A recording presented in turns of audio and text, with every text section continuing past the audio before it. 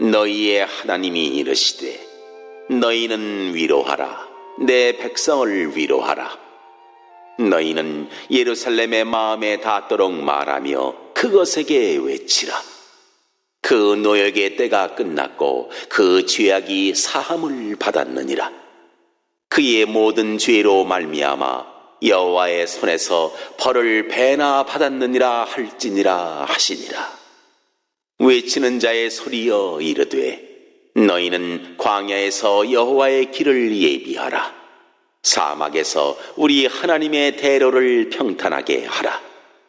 골짜기마다 도두어지며 산마다 언덕마다 낮아지며 고르지 아니한 곳이 평탄하게 되며 험한 곳이 평지가 될 것이요 거기서 비로소 그의 포도원을 그에게 주고 아골 골짜기로 소망의 문을 삼아주리니 그가 거기서 응대하기를 어렸을 때와 애굽 땅에서 올라오던 날과 같이 하리라.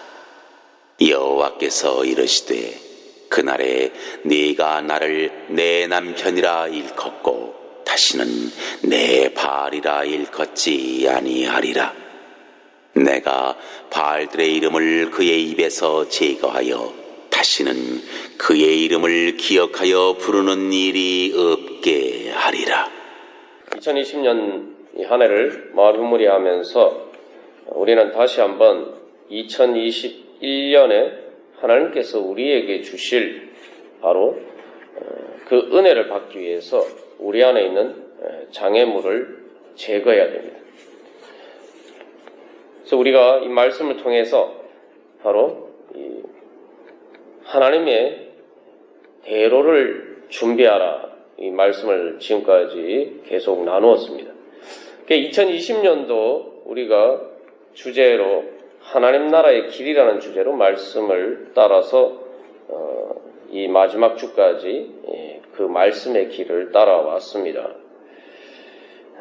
그런데 이 마지막 시간에 우리들은 다시 한번 정말 그 말씀의 길을 따라서 이 마지막에 이르렀는가? 그래서 2021년도가 정말 하나님께서 우리 가운데 새로운 하나님 나라의 길을 열어주시고 또한 그 길을 통해서 그 길을 믿고 가서 그 믿음의 열매 맺기를 소망하면서 이 말씀을 통해서 무엇을 버려야 되는지 무엇을 회개하고 우리가 버려야 되는지 살펴보도록 하겠습니다. 그래서 우리가 이 이사야 말씀을 통해서 지난 주일에 나눈 것처럼 우리의 소망이 이루어지기 위해서는 먼저 근본적인 문제가 해결되어야 된다는 거예요. 그래서 바로 죄의 사함을 받아서 죄에서 해방이 되어야죠. 바로 이스라엘 백성들이 받은 그 상처의 원인이 죄였던 것처럼 바로 그 근본적인 그 문제가 해결이 되어야지 상처도 치유가 된다는 것입니다. 그래서 이미 예수님께서 우리 대신 벌을 받으셨고 갑절 정도가 아니라 무한배로 갚으셨죠. 그래서 이사야 40장 말씀에서 제사함을 받았다라는 말은 다른 말로 하면 갚았다, 갚아졌다 그런 말이다 우리 나누었습니다.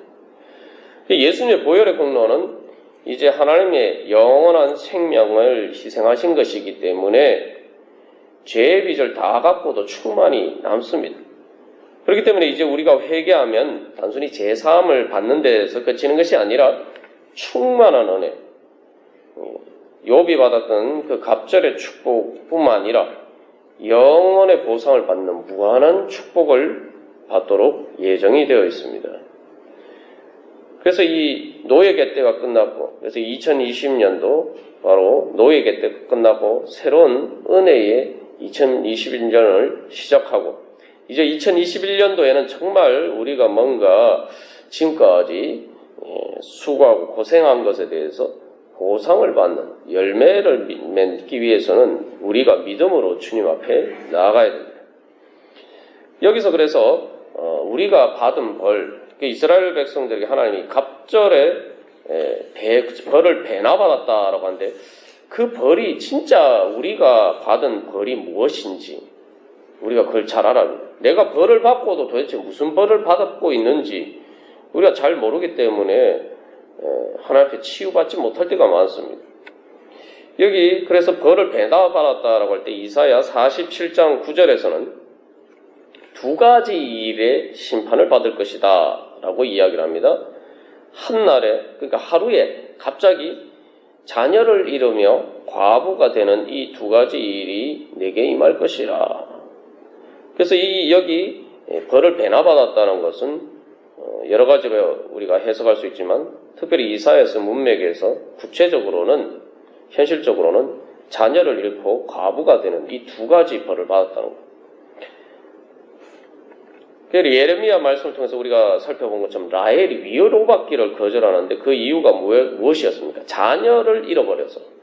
자녀를 잃어버렸다는 것은 상징적으로 우리 삶의 보상을 잃어버려서 우리의 삶이 헛수고가 되었다. 열매가 없는 삶이 되었다라는 것을 상징합니다. 근데 중요한 것은 왜 자녀를 잃어버렸느냐? 그 원인이 뭐냐는 거예요. 바로 남편을 잃어버려서 과부가 되었기 때문에 자식을 잃어버렸다는 겁니다. 그래서 자녀를 잃어버린 이유가 뭡니까? 바로 자식을 지켜줄 남편이 없어서 그렇게 됐다는 거예요. 전쟁에서 패배해서 전사했고 또 아니면 포로가 노예로 끌려가서서 남편을 잃어버렸을 수도 있어요.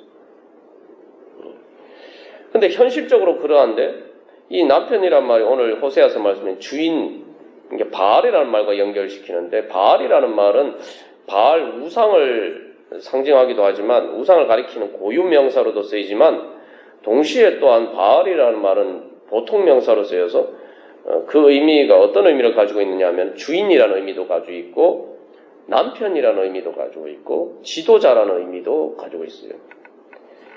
그래서 이 남편을 잃어버려서 과부가 되었다라는 것은 여자들에게만 해당되는 게 아니라 이스라엘 백성 전체에게 해당되는 일인데 이것은 영적인 상징으로 이스라엘 백성들이 남편을 잃어버린 과부가 되었다는 것은 바로 그들을 지켜주고 보호해줄 남편과 같은 바로 지도자, 주인이 없다는 겁니다. 그래서 이것은 이제 왕과 나라의 보호를 제대로 못 받는 거죠. 왕이나 그 나라의 이스라엘의 지도자들이 바로 남편과 같은 역할을 해야 되는데 그런 역할을 제대로 못하니까 나라가 망해서 포로가 되고 자식을 잃어버리게 되었단 말이죠. 그리고 실질적으로 각 가정에서 많은 남편들이 전쟁에서 전사해서 많은 여인들이 과부가 됐단 말이에요. 요즘은 그래도 덜합니다만 예전에 과부장제 사회에서는 과부가 된다는 것은 아무도 보호해줄 사람이 없다는 거예요. 그런데 오늘 호세아서 말씀에서는 이스라엘 백성의 근본적인 문제 왜 그렇게 되었느냐. 그들이 자식을 잃어버리고 남편을 잃어버리고 그들의 왕과 나라의 보호를 받지 못하게 된 것은 그들의 진정한 남편인 하나님을 잃어버렸기 때문이다라는 거죠. 하나님이 그들을 떠나셔서 잃어버린 것이 아니라 그들이 하나님을 찾는다고 하면서 오늘 호세아서에서 이야기하는 것처럼 너희는 다시 나를 내 바알이라고 부르지 않을 것이다. 하나님을 찾는다고 하면서 정작 그들은 바알을 찾았다는 거죠. 우상을 찾았다는 겁니다. 그래서 우리가 2020년도에 우리의 삶에 돌이켜보면서 내 삶의 주인은 누구였는가? 2020년도에 내 삶을 지배했던 주인은 누구였는가? 진짜 주인은 누구였던가? 정말 하나님이 예수님이 나의 주인이었나? 아니면 하나님을 섬긴다면서 실상 내 삶의 주인은 바알이었나? 하나님이 아닌 다른 것들이 나를 보호해 줄 수 있는 내 남편과 같은 그러한 역할을 할 수 있다라고 믿고 신뢰하고 살지 않았는가? 우리가 그것을 점검해 보아야 합니다. 그래서 문제는 이 잘못된 남편을 따라서 살면은 인생길이 고생길이 됩니다. 이게 영적인 상징인데 우리가 하나님을 남편으로 그렇게 따르는 것처럼 그렇게 살지 않고 다른 것을 내 주인으로 삼고 따르면, 남편이라는 것은 상징적으로 사랑하는 대상이, 가장 사랑하는 대상, 그 가장 사랑하는 대상이 바로 하나님이 되지 않고 다른 것이 될 때에 우리의 인생길은 말 그대로 노역의 때가 됩니다. 그래서 우리가 현실에서도 오늘날도 그런 일이 비일비재합니다만, 이 잘못된 남편을 만나면은 이 아내를 사랑하지 않고 아내를 이용만 해요. 이용만 하면 다행인데 가정폭력을 휘두르고, 그래서 전적으로 사랑하면서 보호하고 책임지는 것이 남편의 역할인데 그런 역할은 하지 않고 억압적인 그 권위주의만, 그 가부장제적인 폭력만 남게 됩니다. 그래서 우스갯소리로 남편을 남의 편이다 그런 이야기를 하기도 합니다. 그런데 사실은 남의 편이면 다행이에요. 남의 편인데 내 한 몸처럼 내가 같이 살아야 돼요. 남의 편이면 내가 사실 간섭도 하지 않고 남남처럼 살면 되는데, 남의 편인데 내가 같이 살아야 돼요. 그러니까 내가 그 모든 짐을 다 치고 가야 돼요. 그게 인생길이 정말 힘들게 됩니다. 그래서 그렇게 되면은 이해 타산 관계보다 못한 관계가 돼요. 그러니까 관계에서 계속 손해만 보는, 그래서 제일 가까이에서 끊임없이 내 삶을 괴롭게 하는 존재가 돼요. 그러니까 우리가 예수님을 남편으로 따르지 않고 예수님을 그렇게 사랑하지 않고 다른 것을 그런 식으로 우리가 사랑하면서 살면은 바로 그런 삶을 마치 그런 남편과 같이 사는 결혼생활과 같이 우리의 삶이 전락된다는 것입니다. 그렇게 우리가 진정한 사랑을 받지 못한다 보면은 결국 우리의 마음이 패이고 낮아지고 또 우리의 마음에 혹이 생겨요. 암 종양과 같은 혹이 생겨요. 그러면 그것이 산과 언덕처럼 교만한 것으로 나타나게 돼요. 그리고 내 마음이 고르지 않아서 삐뚤어지고 내 마음이 험한 그런 길처럼 됩니다. 이 앞에 이 화면처럼 잘 보이시는지 모르겠는데 이게 물도 있고 울퉁불퉁해서 여러분 저런 길에 차가 가기도 어렵죠. 내 마음이 저렇게 된단 말이에요. 예수님을 내 남편으로 삼지 않고 예수님 사랑하면서 살지 않고 엉뚱한 것을 나의 주인으로 내 삶을 주관하는 주인으로 내 남편으로 삼고 살면은 나도 모르게 내 마음이 저렇게 돼요. 내 마음의 길이 저렇게 돼요. 저런 길에 누가 옵니까? 아무도 안 오죠. 말이 길은 길인데 사실 길이 아닌 거예요. 그래 아무도 오지 않기 때문에 어떤 일이 생깁니까? 외로워지는 거죠. 그래서 마음에 상처가 생기고, 그래서 이 마음이 패이게 되고 상실감과 절망 가운데서 우리가 자존감을 잃어버리고 열등감에 사로잡히게 되고 기도합니다. 그래서 또 그렇게 살다 보면 우리의 마음이 또 삐뚤어져요. 그게 항상 경험하는 것이 아름답지 않은 것. 그 사실 남편이라는 것은 지구상에서 세상에서 가장 나를 사랑해주고 보호해주는 사람이 돼요.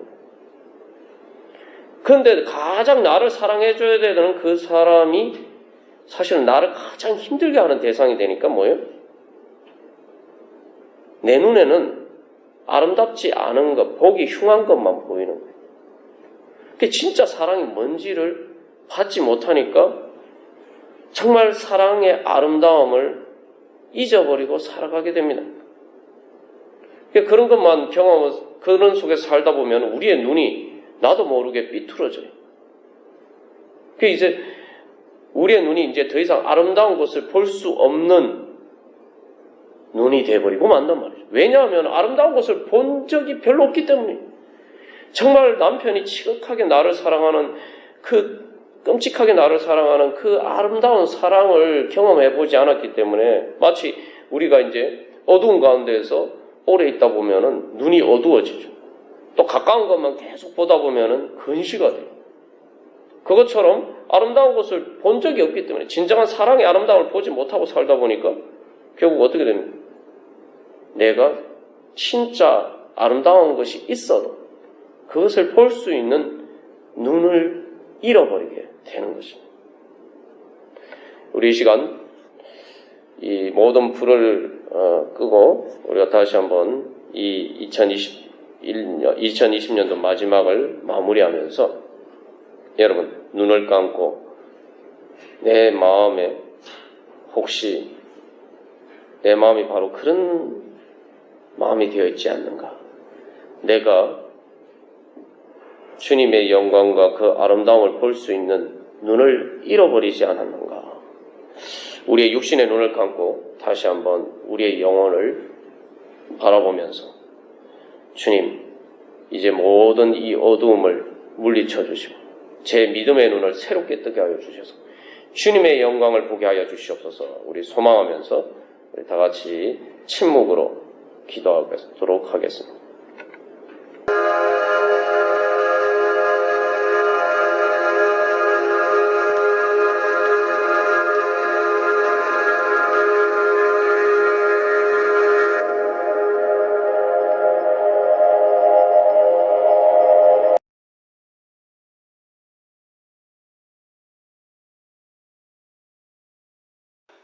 골짜기마다 도두어지며 산마다 언덕마다 낮아지며 고르지 아니한 곳이 평탄하게 되며 험한 곳이 평지가 될 것이요 여호와의 영광이 나타나고 모든 육체가 그것을 함께 보리라. 이는 여호와의 입이 말씀하셨느니라. 그러므로 보라, 내가 그를 타일러 거친 들로 데리고 가서 말로 위로하고 거기서 비로소 그의 포도원을 그에게 주고 아골 골짜기로 소망의 문을 삼아주리니 그가 거기서 응대하기를 어렸을 때와 애굽 땅에서 올라오던 날과 같이 하리라. 여호와께서 이르시되 그날에 네가 나를 내 남편이라 일컫고 다시는 내 바알이라 일컫지 아니하리라.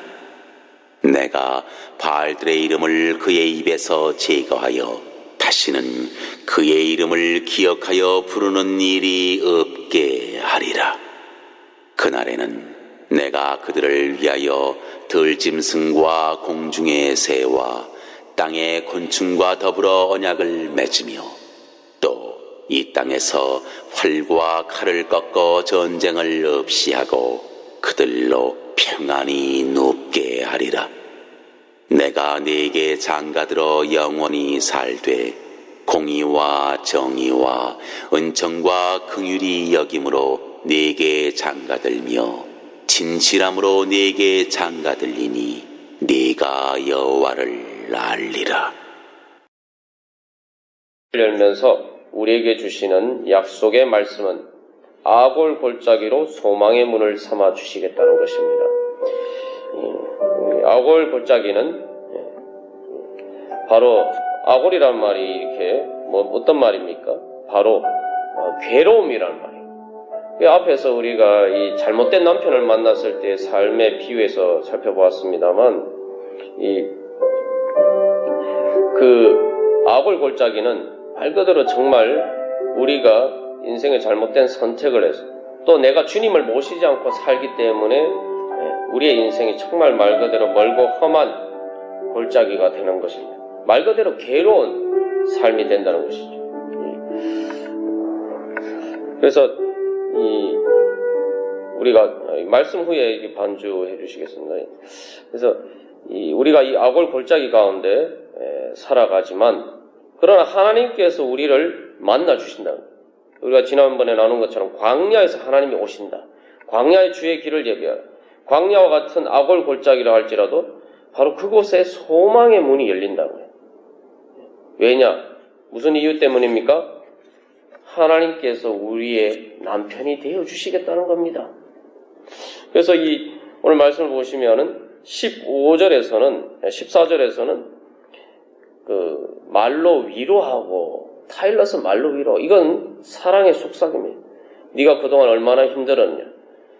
사실 많은 그 아내분들이 고백하는 것은 뭐 살면서 형편이 어려우니까 고생할 수는 있는데 남편이 정말 진실한 마음으로 사랑하고 아끼는 마음으로, 그래 네가 참 날 만나서 그동안 고생 참 많았다. 정말 고생 많았다. 이 말만 해주면은 자기가 고생했어도 다 정말 잊고 살 수가 있는데, 아니 남편들이 그 말을 안 한다는 거죠. 근데 하나님께서는, 우리의 진정한 남편 되신 하나님께서는 뭐 아내분들뿐만 아니라 남자나 여자나 다 마찬가지예요. 이 세상 살면서 우리가 얼마나 정말 수고하고 많은 힘든 일이 있는지 모릅니다. 그런데 정말 그때에 하나님께서 우리에게 다가오셔서 우리를 위로하시면서 네가 정말 많이 힘들었지. 얼마나 고생이 많았느냐. 이제 내가 너를 고쳐주고 이제 나와 함께 소망의 문을 열고 그 소망을 이루는 삶을 향해서 우리 달려가자. 그렇게 말씀하신다는 겁니다. 그래서 우리가 바로 우리의 마음이 앞에서 본 화면처럼 그렇게 거친 우리의 마음들이 바로 이 지금 앞에 이 고속도로처럼 이렇게 평탄하게 되어야 돼요. 이렇게 평탄하게 된다는 것이 무엇이냐? 이 앞에서 이제 우리의 마음이 삐뚤어지게 된다. 그런데 이 삐뚤어지게 되면은 그 다음에 어떤 현상들이 나타나냐면 내 마음에 이 혹이 생겨요. 악성 종양과 같은 내 마음에 혹이 생깁니다. 그래서 이 이사야서 40장 4절 말씀에서 고르지 아니한 곳이 평탄하게 되며 라고 하는데, 고르지 아니한 곳이라는 말의 발음이 야콥입니다. 여러분, 야콥 하니까 뭐하고 비슷합니까? 어떤 말하고 비슷하죠? 야곱하고 비슷하죠. 이게 야콥이고, 야곱이라는 발음은 야아콥이에요. 이 두 단어가 똑같은 어원에서 나왔어요. 야곱이 왜 야곱이 됐습니까? 바로 형의 발뒤꿈치를 잡았다. 그래서 이 야곱이라는 말이 이 쏙이라는 말로도 써요.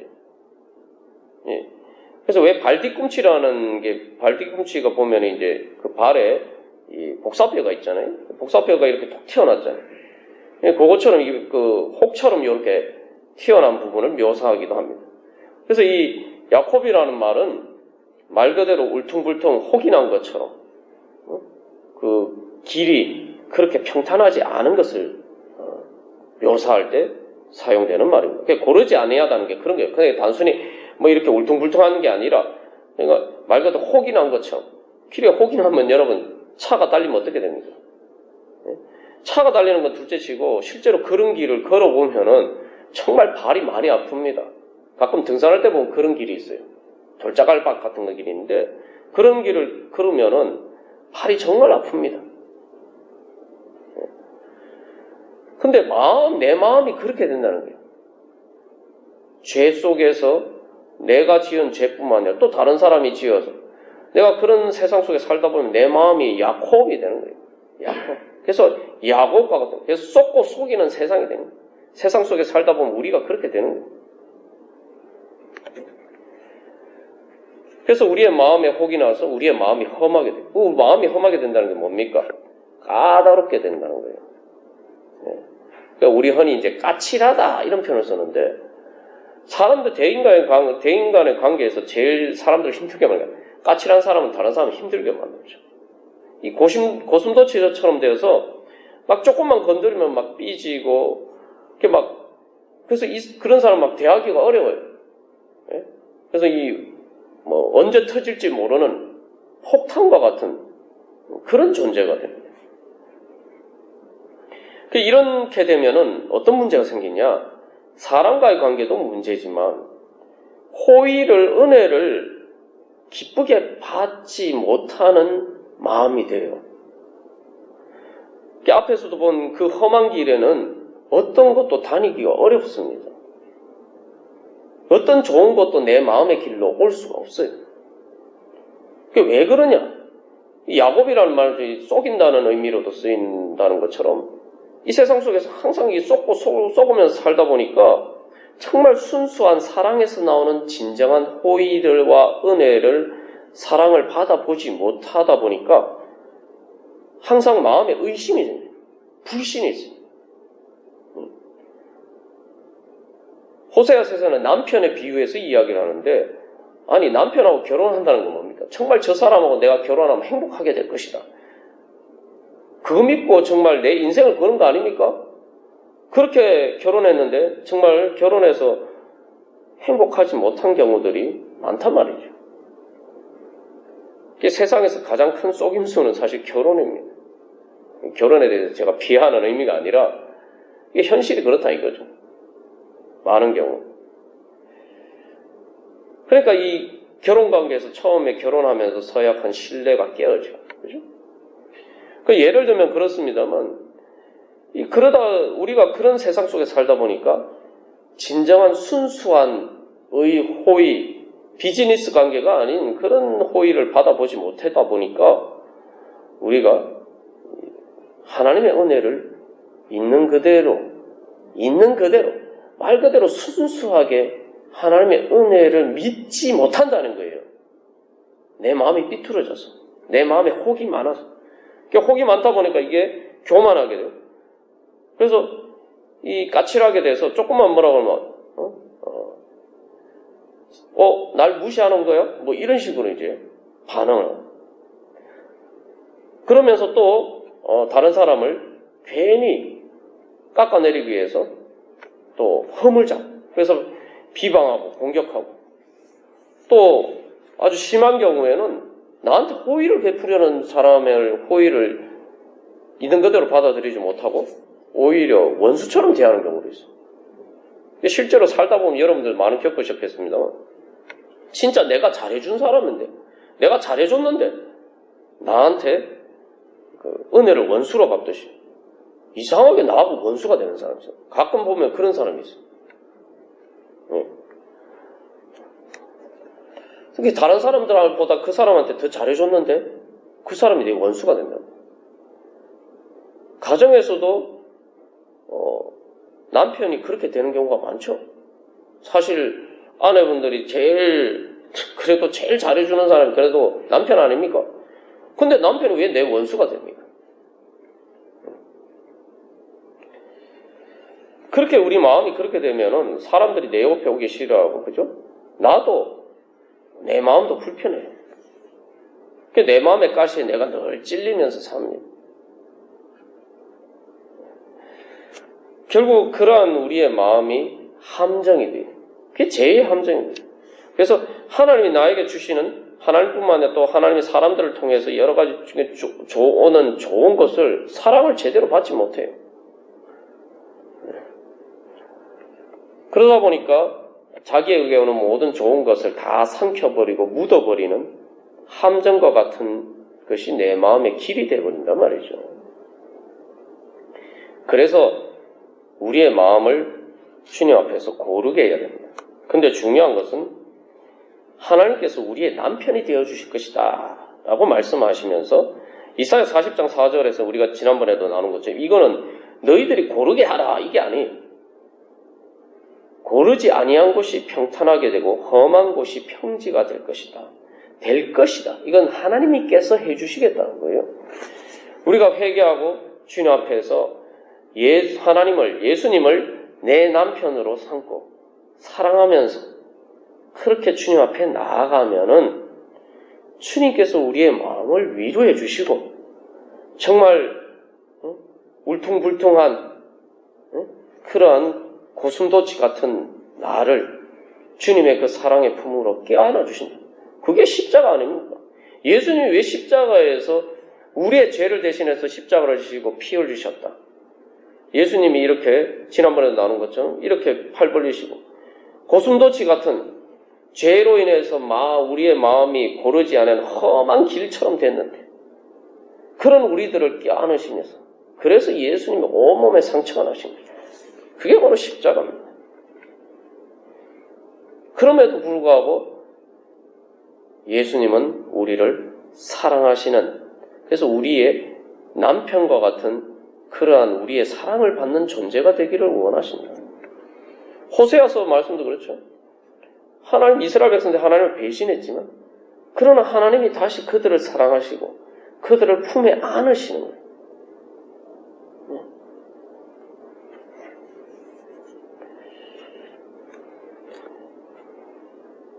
여러분, 사람은 사랑을 먹고 자랍니다. 사람이 되려면은, 진짜 사람이 되려면은 사랑을 먹고 자라야 돼요. 근데 이 세상을 살다 보면은 우리가 그렇지 못할 때가 많습니다. 그래서 하나님께서 인간을 하나님의 형상으로 창조하셨다라고 하면서 남자와 여자로 창조하시고, 그래서 아담과 하와를 창조하시고, 그 서로 사랑하는 가운데 하나님의 형상을 이루게 하셨다는 거예요. 그러니까 우리가 하나님의 형상으로 정말 진정한 사람이 되기 위해서는 서로가 사랑하는 가운데 사랑을 먹고 자라야 돼요. 또 사랑하는 법을 배워서 내가 사랑의 길이를 닦아야 돼요.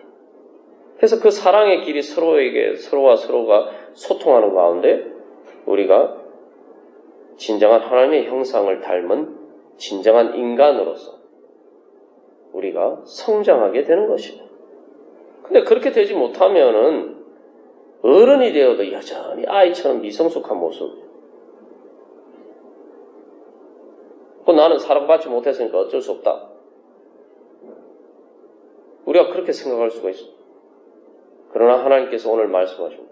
그래, 너가 정말 이 세상에서 진정한 사랑을 받지 못해서 네 마음이 그렇게 험하게 됐느냐, 네 마음에 영적인 암과 같은 종양이 나서 네 마음이 울퉁불퉁하게 되고 정말 이제는 아무런 희망도 없고 절망도 없고 정말 그렇게 까칠하게 살아갈 수밖에 없는 삶이 되었다. 그렇게 네가 포기하고 있느냐? 그래? 그렇다면은 내가 너의 남편이 되어줄게.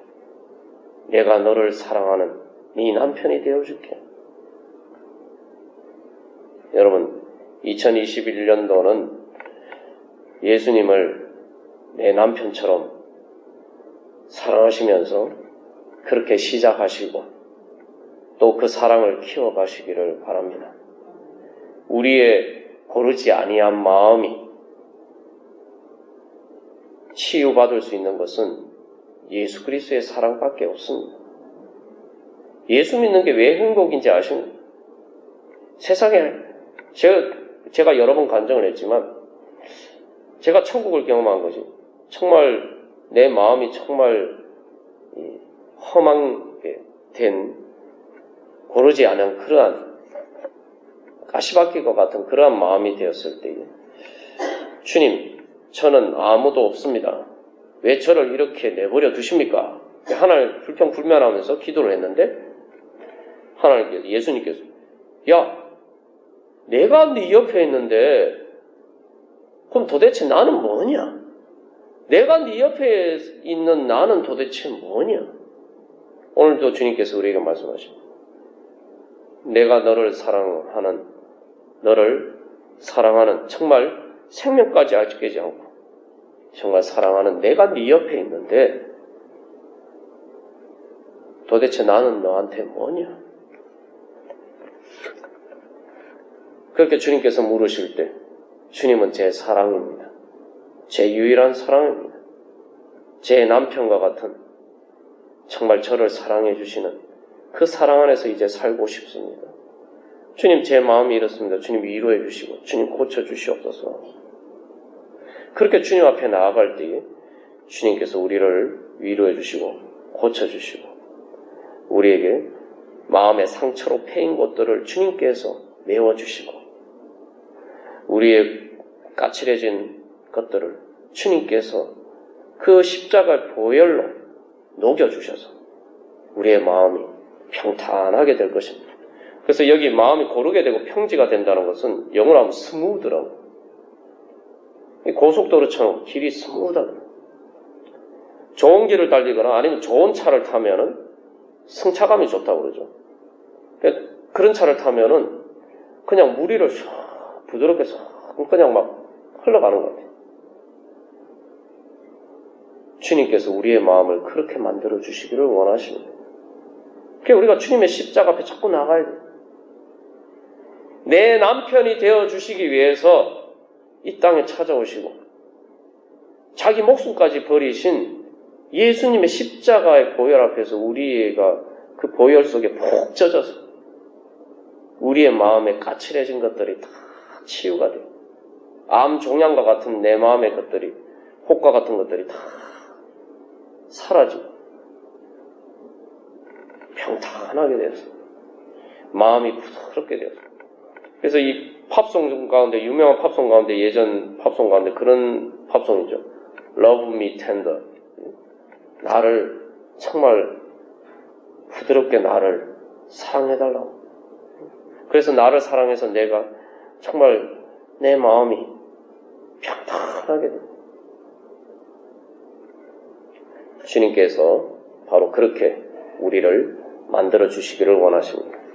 그래서 우리가 이제 하나님께서 우리의 남편이 되어 주시겠다. 그 말씀에 대해서 주님 정말입니까?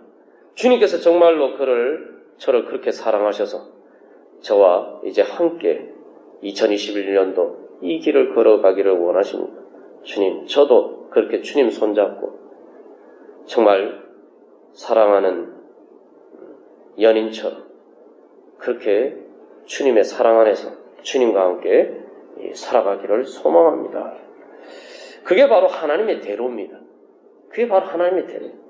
우리가 다시 한번 2021년도 시작하면서 여러분 우리의 마음을 가지고 주님 앞에 나아가면 됩니다. 내가 주의 길을 예배하라는 것 주님 앞에 나아가면 돼요. 주님 제 마음을 고르게 해주시고 저를 제 삐뚤어진 마음을 고쳐주시고 똑바로 보게 해주시고 똑바로 뭘 보느냐? 예수님을 봐야 돼요. 하나님을 봐야 돼요. 그래서 이 길을 고르게 하라. 길을 예배하라. 평탄하게 하라는 말. 3절에서 쓰인 말은 길을 곱게 하라는 말이에요. 곱게 하라. 삐뚤어진 마음을 이제 곱게 해서 뭘 봐야 됩니까? 내 인생의 마지막 목표, 예수님을 내 목표로 놓고 똑바로 다른 데를 보지 않고 똑바로 주님을 쳐다보고 주님만 바라보면서 그렇게 갈 때에 주님께서 우리를 인도해 주시고 바로 주님께서 딱 우리를 위해서 딱 봐놓으신 그 하나님의 들. 그래서 아골 골짜기를 통해서 소망의 문이 열려서 이제 눈물 골짜기도 바로 하나님의 은혜의 시온의 대로로 변화되는 그런 역사들이 2021년도 우리 삶 가운데 일어나기를 간절히 소망합니다. 그래서 우리가 또한 그 길로 많은 사람들을 인도할 수 있는 그런 하나님의 사람이 되기를 간절히 소망합니다. 이 시간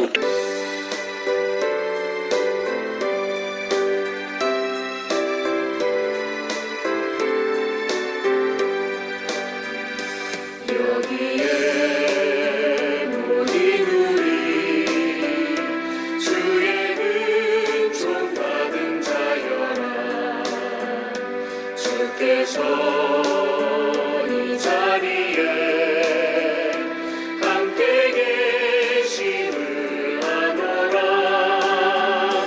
언제나 주님만을 찬양하며 따라가리니 시험을 당할 때도 함께 계심을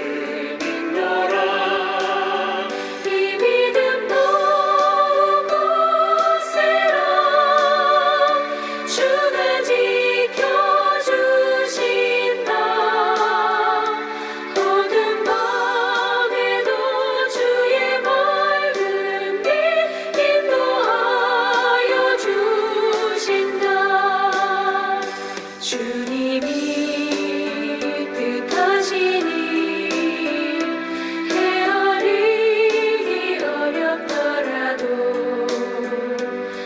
언제나 주 뜻 안에 내가 있음을 아노라. 사랑과 말씀들이 나를 더욱 새롭게 하니 때로는 넘어져도 최후 승리를 믿노라. 이 믿음 더욱 굳세라. 주가 지켜주신다. 어두운 밤에도 주의 밝은 길 인도하여 주신다. 여기에 모인 우리 사랑받는 주의 자녀라. 주께서 뜻하신 바 우리 통해 펼치신다.